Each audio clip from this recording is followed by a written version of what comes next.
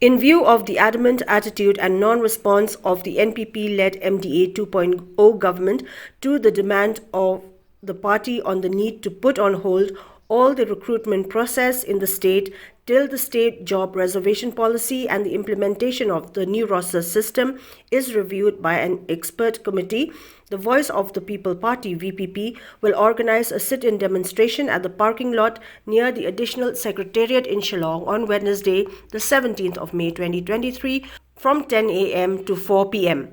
The party has requested all workers and the general public to participate in the protest with an intention to put pressure on the NPP-led government. The other programs will be subsequently announced, stated a press release issued by the VPP.